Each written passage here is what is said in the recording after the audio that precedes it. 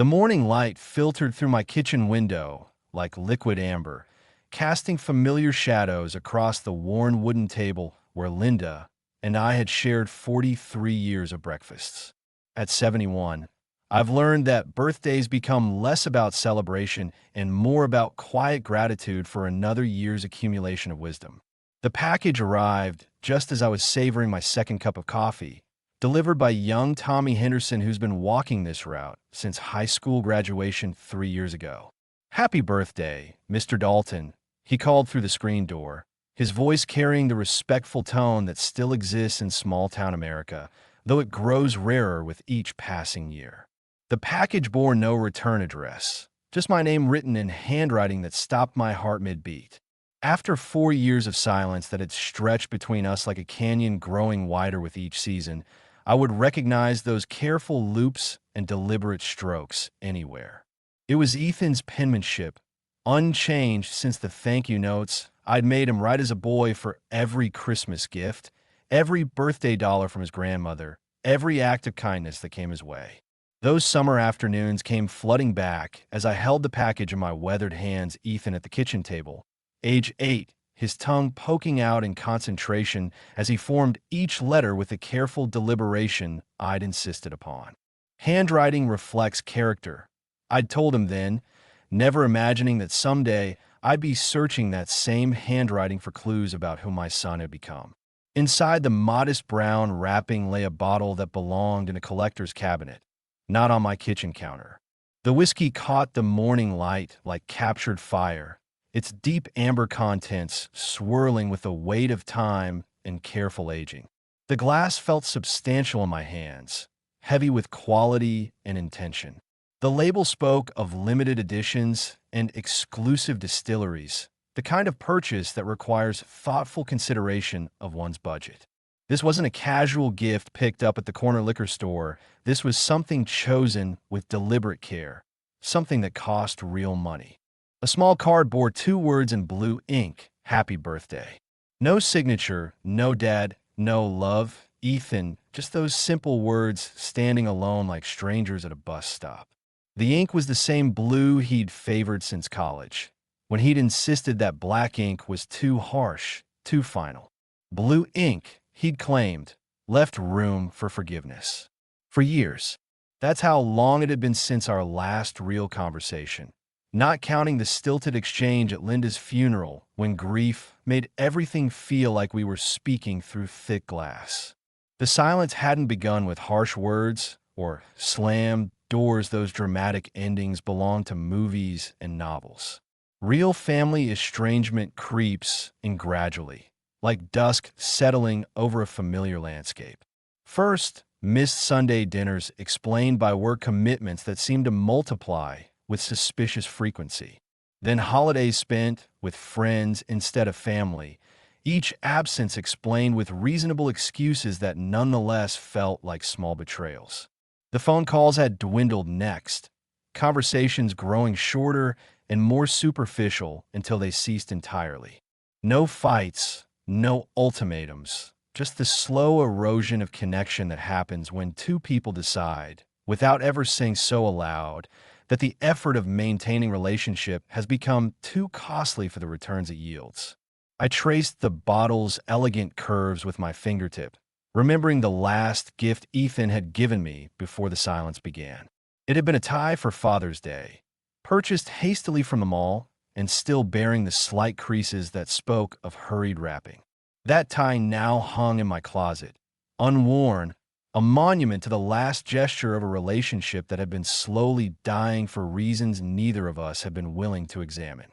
The irony wasn't lost on me. This beautiful bottle represented more thought and expense than any gift he'd given me in years, arriving at a time when we could barely manage pleasantries during chance encounters at the grocery store. It felt like receiving flowers from someone who'd stopped speaking to you, a gesture both generous and deeply confusing. I held the bottle up to the light again, watching the liquid catch and scatter golden rays across my palm like scattered coins. Whiskey had been my evening companion for decades. A single glass savored slowly while Linda knitted in her chair and the radio played softly in the background. Those were the days when time moved like honey, sweet and unhurried, when the future stretched ahead like an endless country road and the idea of rationing moments seemed absurd. My evening ritual had been sacred 5:30 sharp. I'd pour 2 fingers of bourbon into the crystal tumbler Linda had given me for our 10th anniversary. She'd have her single glass of wine, red in winter, white in summer, and we'd sit on the back porch watching the sun paint the sky in shades of pink and gold. Those conversations had ranged from the profound to the mundane. Ethan's latest school project, plans for the weekend, dreams for retirement, worries about aging parents. But 3 years ago, my cardiologist had painted a clear picture with the blunt honesty that good doctors possess when dealing with stubborn patients who've ignored their body's warning signals for too long. Dr. Martinez had spread my test results across his desk like evidence in a trial, pointing to numbers that told a story of accumulated damage from years of hard work and harder living. "Frank," he'd said, his voice carrying the weight of professional authority tempered with genuine concern, "your heart has been working overtime for years. The muscle damage from your heart attack 2 years ago, combined with your family history and lifestyle factors, means we need to make some serious changes. The choice is simple: give up alcohol entirely, along with several other adjustments to your daily routine, or risk not seeing 75. The words had landed like physical blows, each one echoing in the sterile examination room, where motivational posters about healthy living mocked the gravity of my situation. 75 had always seemed like a reasonable goal, a number with dignity attached to it. The thought of not reaching it because I couldn't sacrifice my evening bourbon felt both tragic and absurd. Ethan had been there that day, sitting in the corner chair with his phone in his hands, thumbs moving across the screen in that endless dance of modern distraction that had come to define so much of our interaction. When Dr. Martinez finished explaining the lifestyle changes necessary for my continued health: no alcohol, limited sodium, regular exercise, stress management, my son had looked up briefly, nodded once with the perfunctory attention one gives to weather reports, and returned to whatever digital world held his attention.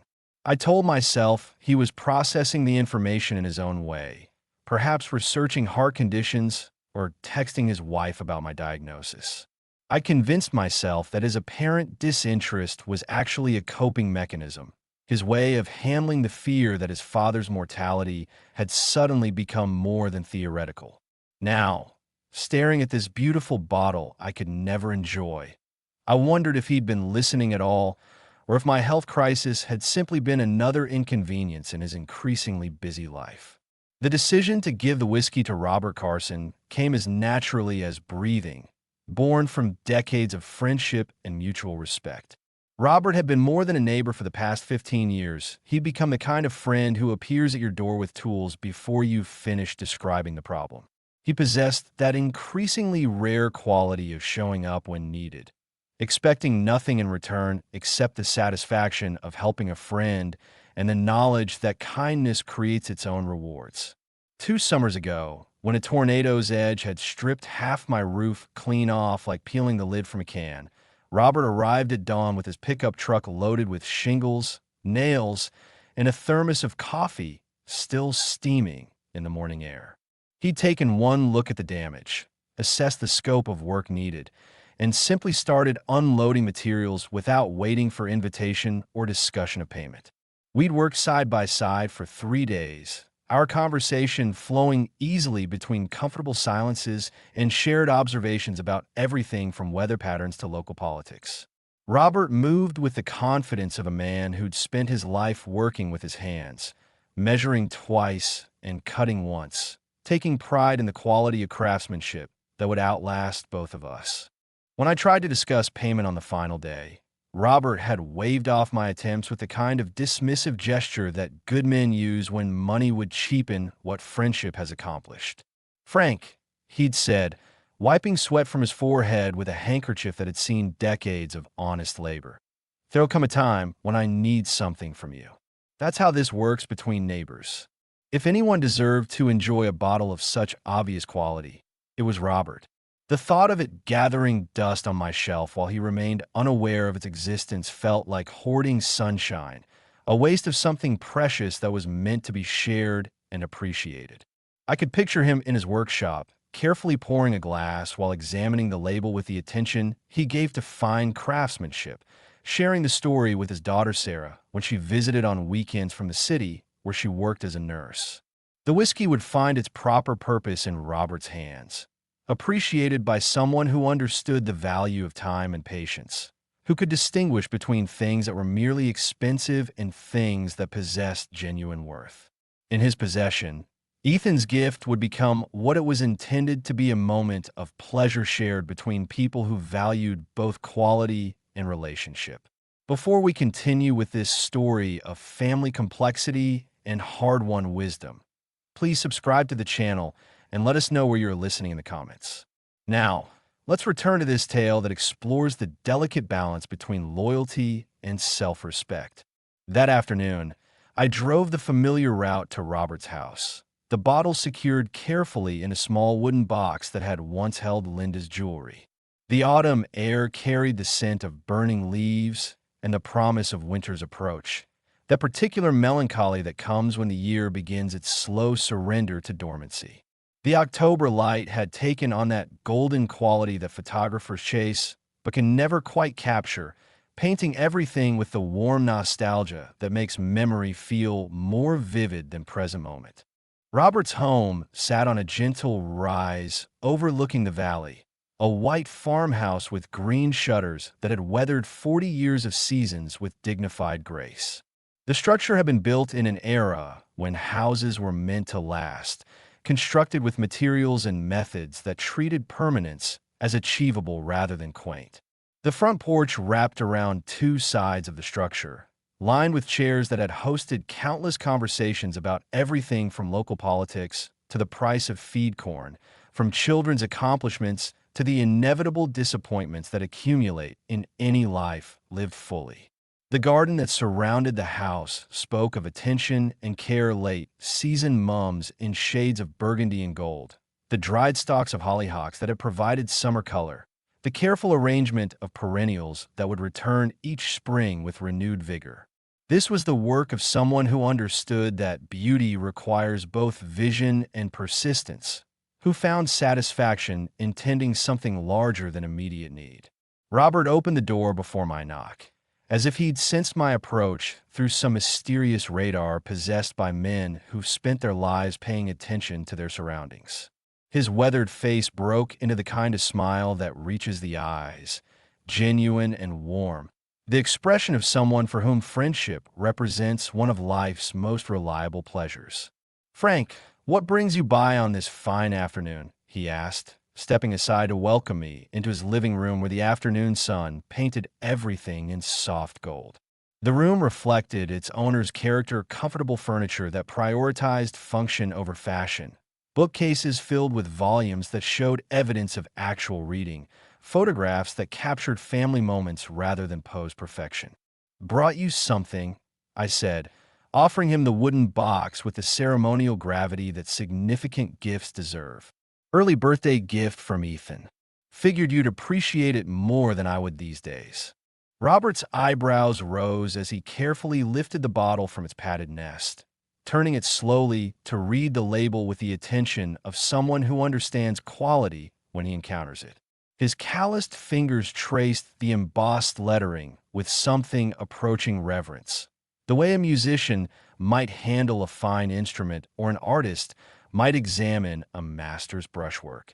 "Frank, this is exceptional," he said, his voice carrying genuine appreciation rather than polite acknowledgement. "This is the kind of bottle you save for momentous occasions, the sort of thing that makes ordinary evenings feel special." "Then consider tonight momentous," I replied, meaning every word. "Life's too short to wait for permission to celebrate, and too unpredictable to assume we'll have unlimited opportunities to enjoy the good things when they come our way." Robert's grin widened, transforming his features with the kind of pleasure that comes from unexpected generosity. He clasped my shoulder with the firm grip of a man who'd spent his life working with his hands, a gesture that conveyed gratitude more effectively than elaborate speeches ever could. "I believe I will do exactly that," he said, his eyes already imagining the evening ahead. "Would you stay for dinner? Sarah's making her famous pot roast, and I'd welcome the company. We could sample this together, share the experience the way good whiskey is meant to be enjoyed." I declined gently, explaining I had evening plans that existed only in my imagination, but felt necessary to maintain in the interest of giving Robert space to enjoy his gift without feeling obligated to share it immediately. Some pleasures are best savored in solitude, especially when they arrive unexpectedly and carry emotional weight that others can't fully understand. The truth was, I wanted Robert to have his moment with the whiskey, to appreciate its qualities without the complication of my presence and the questions that might naturally arise about why Ethan had chosen this particular gift after years of silence. Let Robert enjoy it, as it was meant to be enjoyed, as a fine whiskey shared with someone who valued quality and took pleasure in life's unexpected graces. Driving home through the gathering dusk, I found myself thinking about generosity and its unexpected complexities. For 47 years, I tried to teach Ethan the value of giving without expectation, of finding joy in another person's happiness rather than in reciprocal obligation. Tonight, watching Robert's face light up over a bottle I could never drink, I felt that lesson had found its proper expression, even if the path it had taken was more circuitous than I'd originally intended. Whatever distance existed between my son and me, however complicated our relationship had become, his gift had transformed into something meaningful through the simple act of redirecting it towards someone who could appreciate its worth. Perhaps that was a lesson in itself, that even gestures born from unclear motives could find their way to grace when handled with intention and care. The drive home was peaceful, the kind of autumn evening that makes you grateful for the simple fact of being alive to witness it. The air carried hints of wood smoke from distant chimneys, the first tentative preparations for winter's longer nights. Street lights began their nightly awakening as I navigated the familiar roads, each turn taking me closer to the solitude that had become both my burden and my refuge. At home, I prepared a simple dinner: grilled cheese and tomato soup, comfort food that required little attention but provided the satisfaction of routine. I ate at the kitchen table where Linda and I had shared thousands of meals, the silence no longer feeling oppressive, but simply present, like weather or gravity, something to be acknowledged rather than fought. After washing the dishes, a ritual I'd maintained from my earliest days of living alone, I settled into my evening routine. The television held no appeal. Most programming seemed designed for minds younger and less patient than mine had become. Instead, I chose a book from the shelf Linda had organized with such care, a biography of Theodore Roosevelt that promised to fill the hours before sleep with something more substantial than manufactured drama. But reading proved difficult that evening. My mind kept returning to the whiskey, to Robert's expression of pleasure, to the handwriting on that small card. Ethan's script had looked exactly as I remembered it, suggesting that some things remain constant even when everything else shifts beyond recognition. Perhaps that was what made estrangement so particularly painful: the persistence of familiar details in the midst of fundamental change. The call came 3 days later, just as I was finishing my morning coffee and contemplating the day's modest agenda. The telephone's shrill ring cut through the peaceful silence of my kitchen like an alarm, urgent and insistent in a way that immediately raised my guard. Few people called the house phone anymore, and those who did usually brought news that demanded immediate attention. "Mr. Dalton, this is Sarah Carson, Robert's daughter." The voice began, its careful control immediately alerting me to trouble. Sarah possessed her father's directness, but this morning her words carried the strained precision of someone delivering news they wished they didn't have to share. "I thought you should know that Dad's in the hospital," she continued, each word measured and deliberate. "He collapsed last night around 10 o'clock, and the doctors are saying it might be some kind of poisoning." They're running tests, but his symptoms are unlike anything they've seen from typical food poisoning or stomach flu. The coffee cup in my hand suddenly felt impossibly heavy, as if gravity had doubled its pull while I wasn't paying attention. Poisoning, I repeated, the word tasting foreign and dangerous in my mouth, like a language I'd never learned to speak properly. He was fine during dinner, Sarah continued, her voice tight with the kind of worry that comes when medical professionals start using words like unusual and concerning. We shared a glass of that beautiful whiskey you brought over. He was so pleased with it. Talked about how smooth it was, how it was the finest he'd ever tasted. But within hours, he could barely stand. His heart rhythm became irregular, and he started experiencing severe nausea and disorientation. My eyes moved involuntarily to the empty space on my counter where the bottle had sat for those few days, waiting to fulfill its purpose. The morning light suddenly seemed harsh and unforgiving, casting sharp shadows that hadn't been there moments before, transforming familiar objects into questions without answers. "I'll be right there," I said, my mind already reaching for car keys and jacket while my heart began its familiar, irregular rhythm that reminded me daily of my own mortality. The drive to the hospital would take 20 minutes. 20 minutes to prepare myself for whatever truth was waiting in those sterile corridors where hope and fear walked hand in hand. "Frank," Sarah's voice caught me before I could hang up, adding weight to words that were already heavy enough. "The doctors need to know everything about that whiskey, where it came from, who handled it, anything that might help them understand what they're dealing with. They've never seen symptoms quite like Dad's." The implications hung in the air between us, unspoken but perfectly clear. Something was wrong with the whiskey, something that went beyond the normal risks of alcohol consumption. Something that had turned a gesture of friendship into a medical emergency that threatened to steal away one of the best men I'd ever known. St. Luke's hospital smelled of disinfectant and anxiety, that particular blend of sterile efficiency and human worry that permeates all such institutions.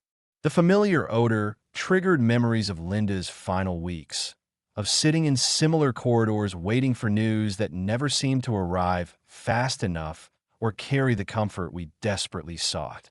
Hospitals have their own rhythm, their own language of beeping machines and hushed conversations, their own geography of hope and despair mapped in room numbers and color-coded zones. I found Robert in the intensive care unit, looking smaller than I'd ever seen him, surrounded by machines that beeped and hummed with mechanical persistence. The man who'd fearlessly climbed onto my roof, who'd never missed a day of work due to illness in all the years I'd known him, now lay diminished beneath white sheets that seemed to emphasize his sudden fragility. His skin had taken on a grayish pallor that made him appear almost translucent under the harsh fluorescent lighting that made everything look sickly and artificial. Tubes and wires connected him to various monitors, each displaying numbers and wave patterns that told stories I couldn't read, but instinctively understood to be concerning.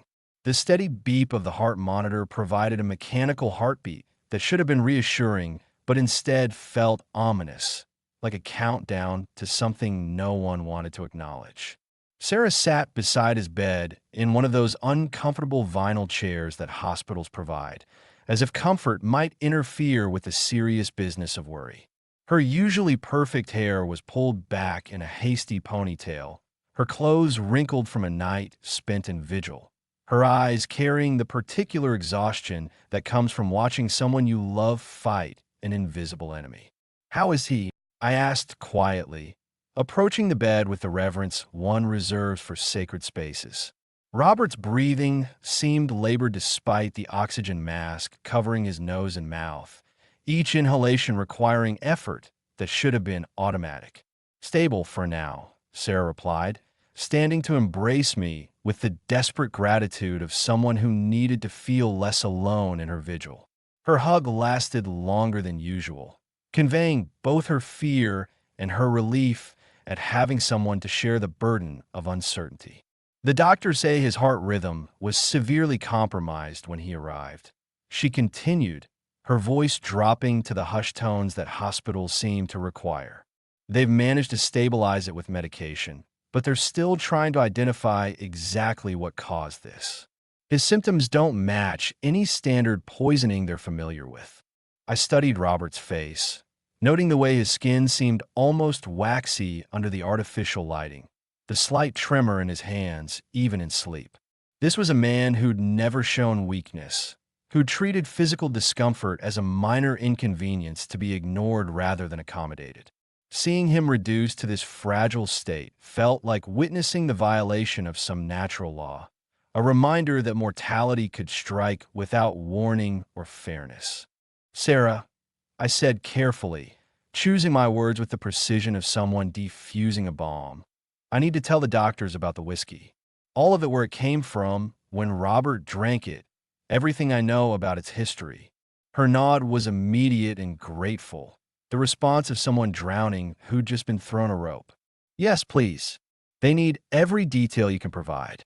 Dr. Martinez said that any unusual substances Robert consumed could be crucial to determining the right treatment. The name struck me like a physical blow. Dr. Martinez, my own cardiologist, the man who delivered my mortality lecture 3 years ago. The universe seemed to be drawing connections with deliberate irony, weaving patterns that felt too meaningful to be coincidental.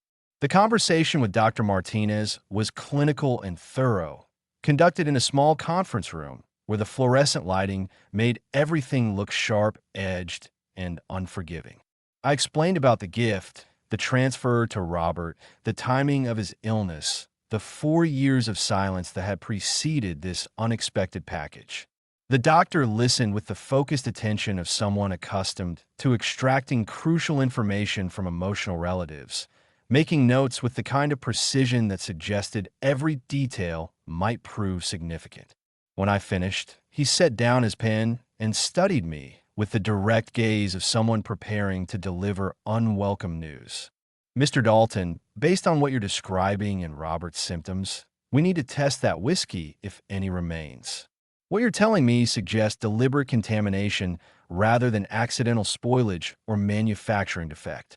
The word "deliberate" hung in the air between us like smoke from a fire no one wanted to acknowledge.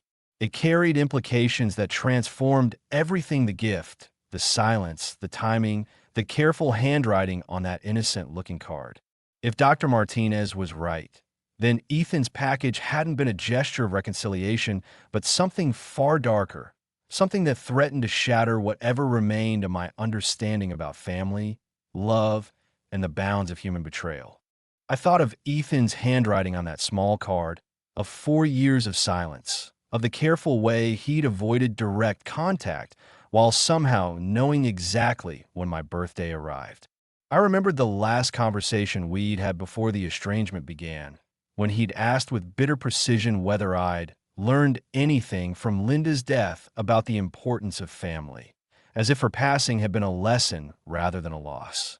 "Dr. Martinez," I said, my voice steadier than I felt, "I may have saved a small sample, and I know someone who can test it properly, someone with the equipment and expertise to determine exactly what we're dealing with." I gave him Gary's contact information, explaining about our shared military service and his current work as a veterinarian with laboratory facilities. Gary possessed both the technical capability and the discretion necessary for this type of analysis, along with the kind of friendship that would prioritize urgency over bureaucratic procedures. The drive to Gary's place felt longer than usual, my mind cycling through possibilities I didn't want to consider. The rural road wound through farmland painted in autumn colors, past barns and silos that had anchored this landscape for generations. Everything looked exactly as it always had. Yet something fundamental had shifted in the space of a single phone call, like discovering that a familiar room had been rearranged while you weren't looking. Gary met me in his laboratory, a converted barn that housed equipment sophisticated enough to rival university facilities. Years of caring for livestock had taught him the importance of accurate diagnosis, and his laboratory reflected both his commitment to excellence, and his understanding that lives often depended on the precision of his analysis.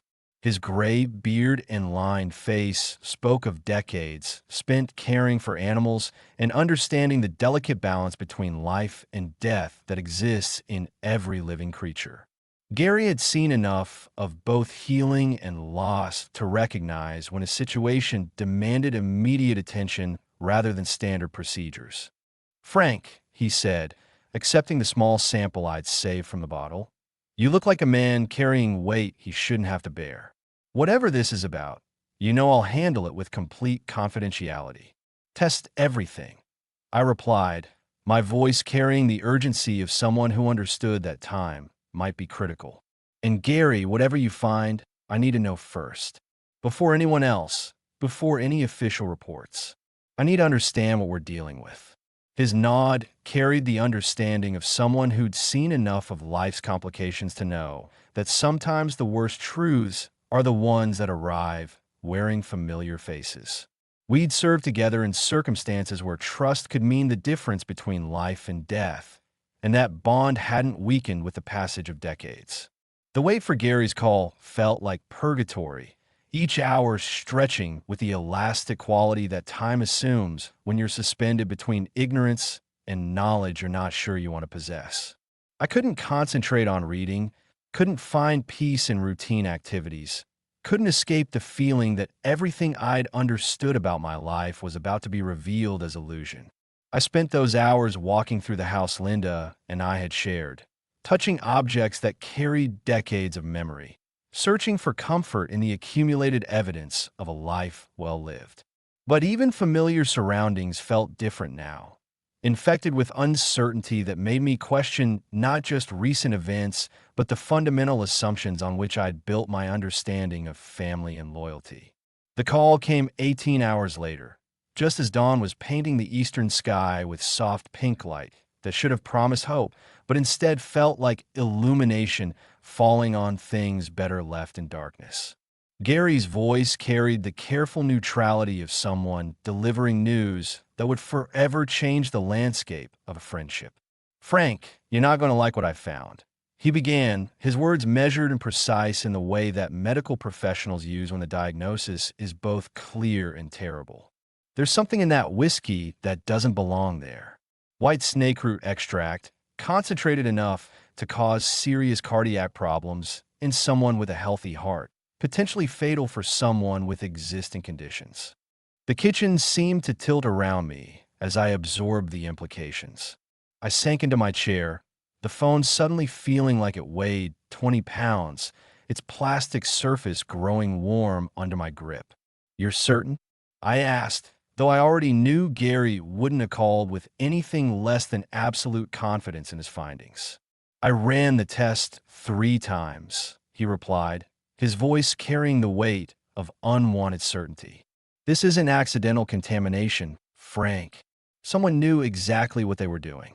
The concentration is too precise, too deliberate. This was meant to cause harm, and given your heart condition, it was likely meant to be fatal." After I hung up, I sat in my kitchen for a long time, watching the morning light slowly fill the familiar space where Linda and I had shared so many peaceful moments. The silence felt different now, charged with implications I wasn't ready to fully acknowledge. The boy I'd taught to ride a bicycle, the young man I'd walked down the aisle at his wedding, the son who'd once called me his hero, that person had sent me something designed to stop my heart. The next few hours passed in a blur of phone calls and careful documentation.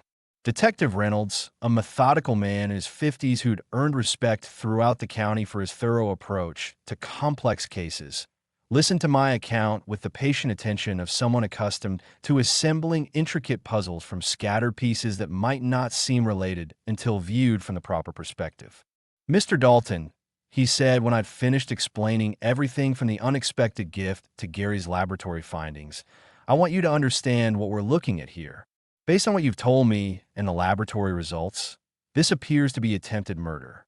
That's not a charge we take lightly under any circumstances, especially when it involves family members."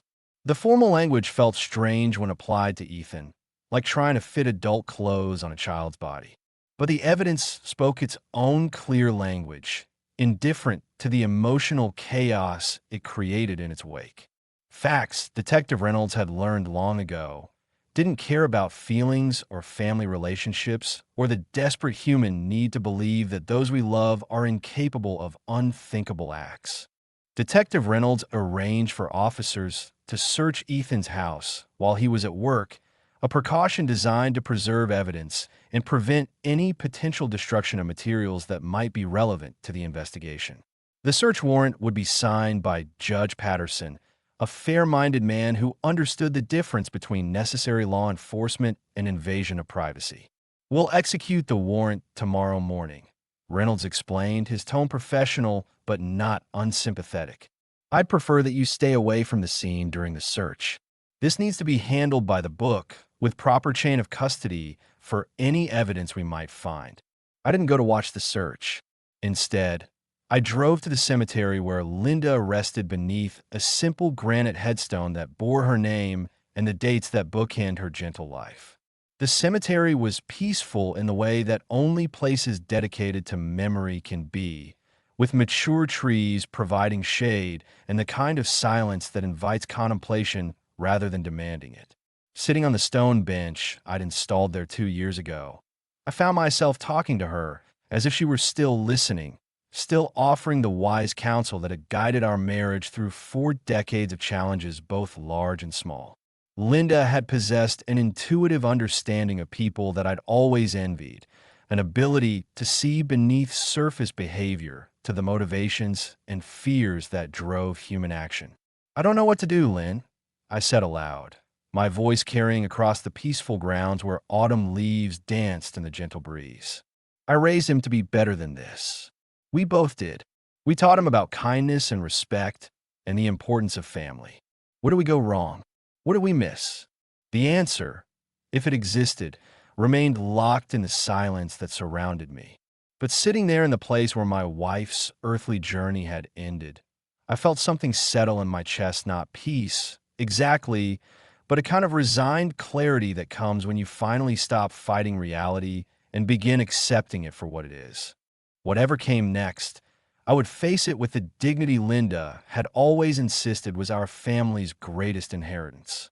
She'd taught me that character isn't revealed in moments of comfort and ease, but in times of testing when the easy path and the right path diverge sharply.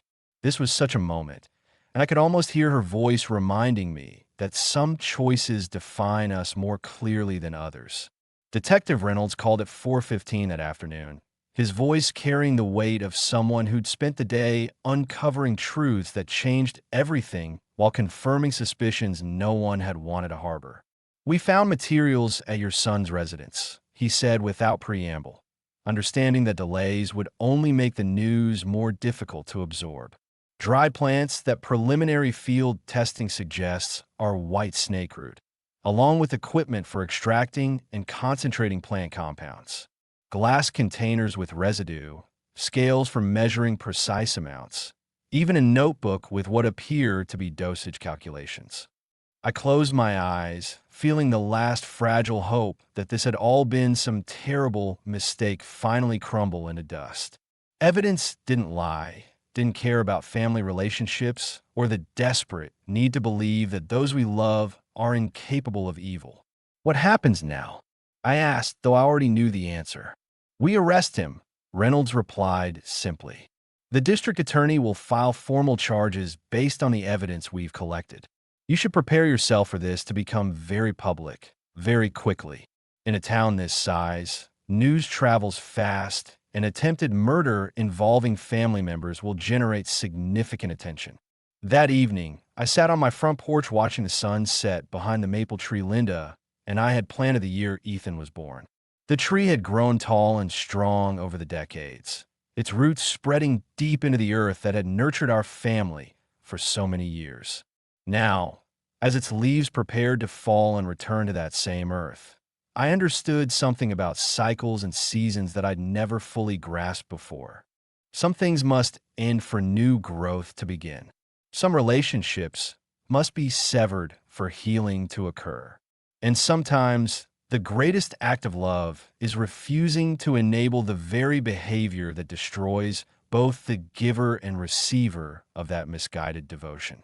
The autumn air carried the sound of children playing in distant yards, their laughter floating on the evening breeze like music from another world. Life continued its normal rhythm despite the upheaval that had consumed my days, reminding me that tragedy, however personal and devastating, doesn't stop the world from turning or other people from pursuing their ordinary happiness. As darkness settled over the familiar landscape of my neighborhood, I made a decision that would have seemed impossible just weeks earlier. When Detective Reynolds called the next morning to inform me of Ethan's arrest, I would be ready to do whatever was necessary to ensure that justice prevailed over family loyalty, that truth triumphed over the comfortable lies we tell ourselves about those we love.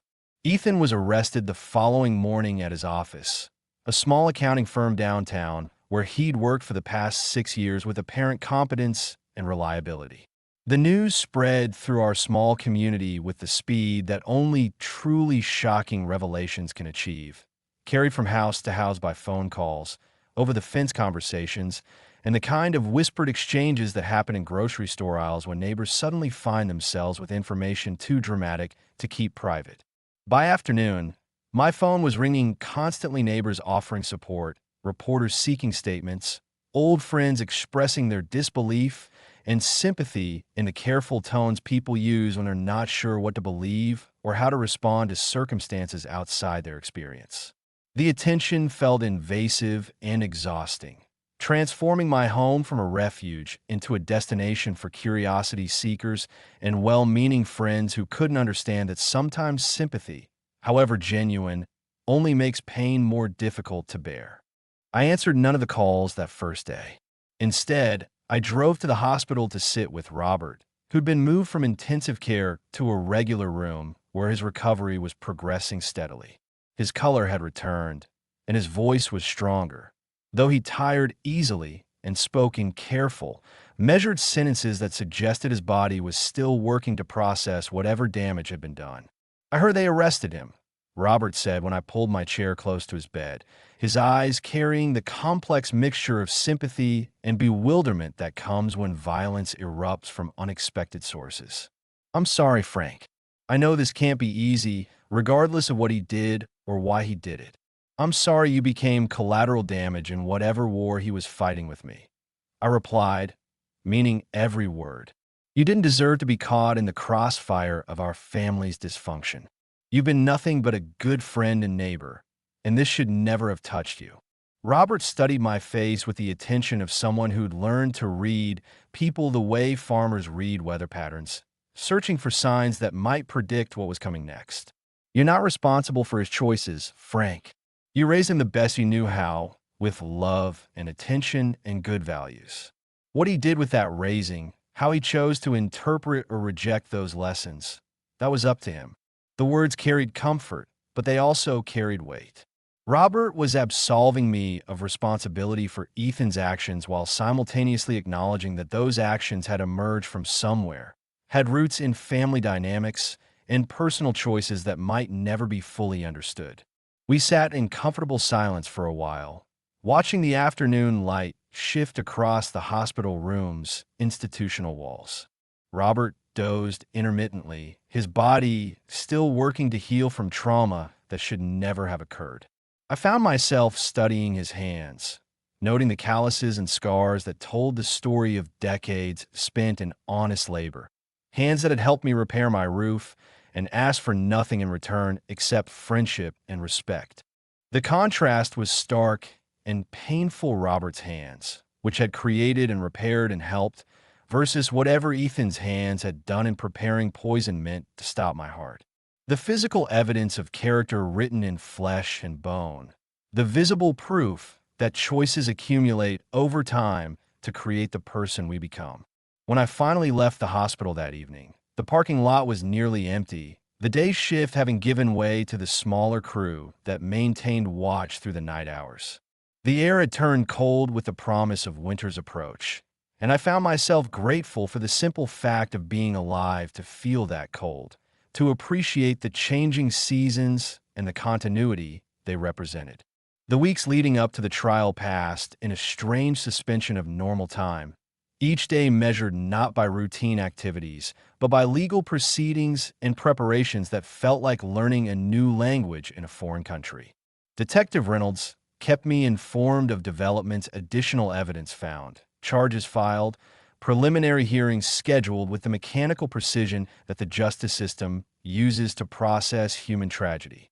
Ethan's defense attorney, a sharp-dressed woman from the state capitol, had begun building a case that painted me as a bitter old man seeking revenge for years of imagined slights.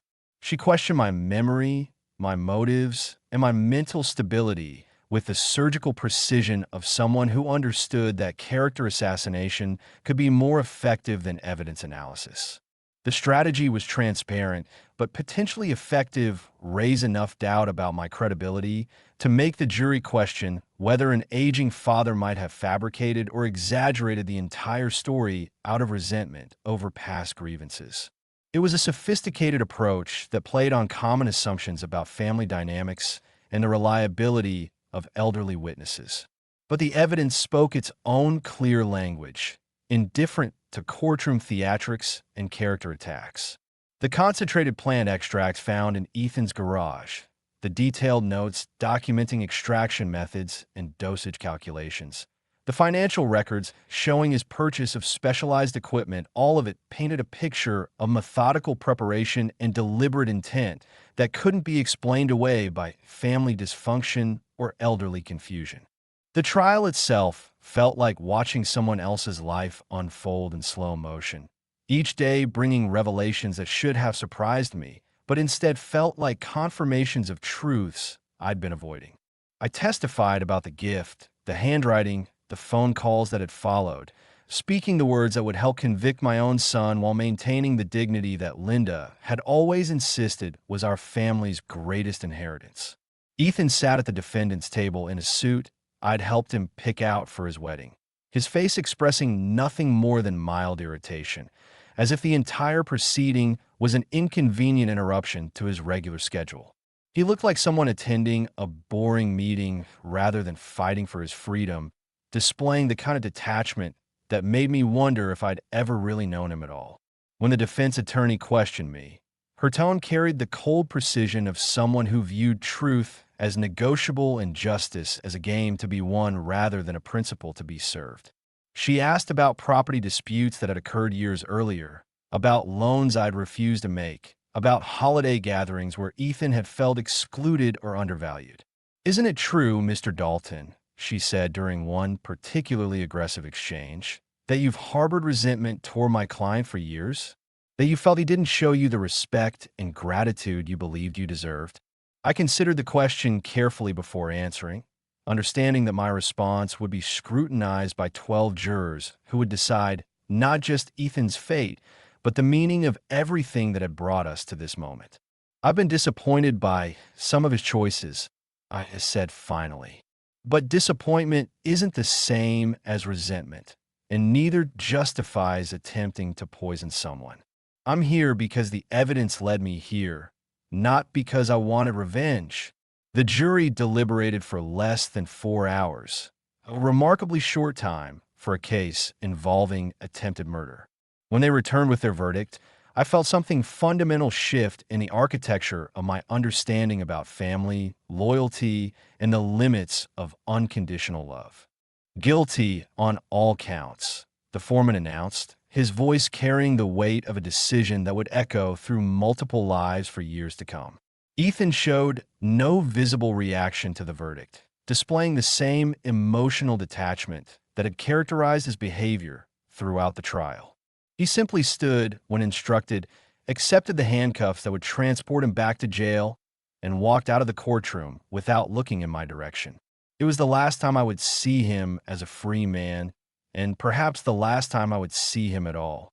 The finality of that moment hit me with unexpected force, not because I regretted the outcome, but because it represented the complete severing of bonds that had once seemed unbreakable. The sentencing hearing took place 2 weeks later in the same courtroom where the verdict had been delivered. Judge Patterson, a fair-minded man who'd presided over family court for 20 years, delivered a statement that demonstrated both wisdom and appropriate severity while acknowledging the complex human tragedy that had brought us all together.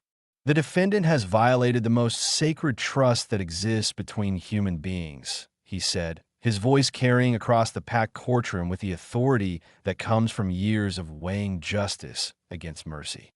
He has attempted to murder the man who gave him life, who sacrificed for his well-being, who loved him unconditionally for 37 years. Such betrayal strikes at the very foundation of civilized society and demands a response that protects other potential victims while acknowledging the severity of the crime. 25 years to life, with the possibility of parole after 15 years if he demonstrated genuine rehabilitation and remorse. The sentence fell like a heavy door, closing on a chapter of my life that had begun with such hope and promise, filled with dreams about the man Ethan might become and the relationship we might share as he matured into adulthood. As the bailiff led Ethan away for the final time, I felt something I hadn't expected, not satisfaction or relief, but a profound sadness for the waste of human potential, for dreams deferred and love corrupted by resentment and entitlement. The boy who'd once fallen asleep in my arms was gone, replaced by someone I could no longer recognize or trust. But beneath that sadness lay something else, something that had been growing slowly throughout the long months of investigation and trial. It was a sense of my own worth, a recognition that I deserved better than what I'd been accepting, that dignity and self-respect were not negotiable commodities to be sacrificed on the altar of family loyalty. For too many years, I'd confused enabling with loving, had mistaken tolerance for kindness, had allowed boundary violations to continue unchallenged because confrontation felt like failure. The trial had forced me to examine not just Ethan's actions, but my own responses to them, to acknowledge my role in creating dynamics that had ultimately become toxic for everyone involved. The weeks following the sentencing passed quietly, marked by a peace I hadn't felt in years. Robert made a full recovery and returned to his workshop, though he'd lost his taste for whiskey entirely.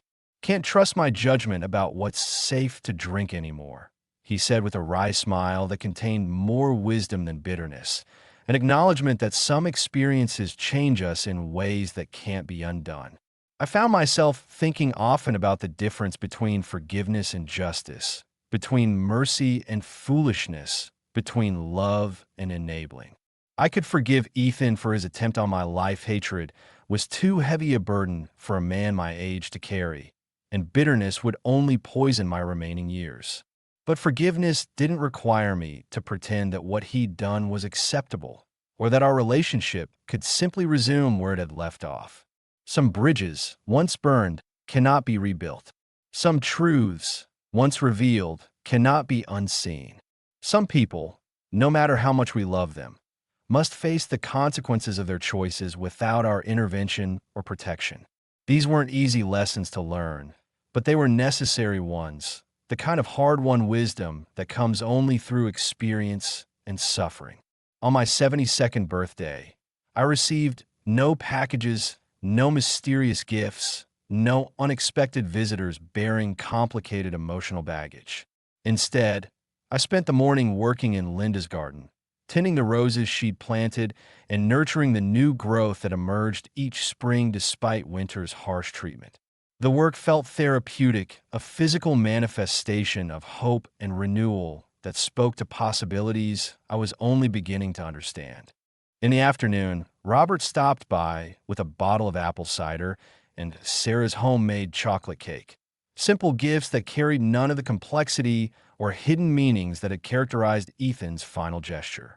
We sat on the front porch, watching the sunset paint the sky in shades of gold and crimson, talking about everything and nothing in the comfortable way of men who'd survived something together and emerged stronger for the experience. "Any regrets?" Robert asked as we watched the last light fade from the western horizon, his question carrying the weight of genuine curiosity rather than judgment. I considered the question carefully, weighing the years of love and sacrifice against the necessity of the choices I'd made, measuring the pain of loss against the relief of safety and the satisfaction of justice served. "I regret that it came to this," I said finally, my words carrying the accumulated wisdom of someone who'd learned that life rarely offers perfect solutions to complex problems. "But I don't regret protecting myself or refusing to enable him any longer. Some lessons can only be learned through consequences, and some people will only respect boundaries that are enforced rather than merely stated." Robert nodded, understanding passing between us in the way that only comes from shared experience of life's more difficult truths. We sat in comfortable silence as the stars began to appear. Two old men who'd learned that sometimes the greatest act of love is simply refusing to participate in your own destruction. That night, as I prepared for bed in the house that had sheltered my family for so many years, I thought about the letter I'd written to Ethan but never sent, locked away in the fireproof box where I kept all the important documents of my life. In it, I tried to explain my choices, to offer him some understanding of why I'd chosen justice over family loyalty, why I'd been willing to testify against my own son rather than remain silent about his attempt on my life. Perhaps someday I would send it. Perhaps someday he would be ready to receive it, to understand that love doesn't require the abandonment of self-respect or the acceptance of abuse. But for now, it was enough to know that I'd chosen correctly, that I'd valued my own life enough to protect it, even from someone I'd loved since the moment he drew his first breath. The future stretched ahead of me, uncertain but no longer frightening. I had years left to live, friends to enjoy, simple pleasures to savor. I had learned the difference between love and enabling, between loyalty and self-destruction, between forgiveness and foolishness. And I had discovered that sometimes the most profound act of courage is simply deciding that you deserve better than what you've been accepting. As I turned off the lights and settled into bed, I felt something I hadn't experienced in years: genuine gratitude for the simple gift of being alive, surrounded by people who valued my presence and respected my worth. I realized, enough, more than enough. It was everything that truly mattered. The morning after my 72nd birthday dawned clear and bright, filled with possibility rather than dread. For the first time in years, I woke without the weight of unspoken tensions or unresolved conflicts pressing against my chest. The house felt peaceful, settled, like a refuge rather than a battlefield, a place where I could simply exist without constantly monitoring threats or managing complicated relationships. And in that peaceful morning light, I understood something profound about the nature of family and love that had taken me 7 decades to fully grasp. True love doesn't require us to accept abuse or enable destruction. True family doesn't ask us to sacrifice our safety or dignity for the comfort of others. Sometimes, the most loving thing we can do is establish boundaries that protect both ourselves and those we care about from the consequences of their own destructive choices. The boy I'd raised was gone, replaced by someone I could no longer recognize or trust. But the life I'd built, the values I'd maintained, the dignity I'd preserved, these remained intact, stronger for having been tested and proven worthy of protection. The relationships that mattered with Robert, with Sarah, with the community that had supported me through this ordeal, these had deepened and strengthened, revealing the difference between connections based on obligation and those founded on mutual respect and genuine care. Thank you for joining me in this story of courage, dignity, and the importance of self-respect. If this resonated with your own life experiences, I invite you to subscribe for more thoughtful narratives that explore the complexity of family, loyalty, and standing up for what's right. Please share your thoughts in the comments below. I read every one and truly value the wisdom our community brings to these conversations. Your stories and insights help others who may be facing similar challenges, and together we can build understanding about the difficult choices that life sometimes requires us to make.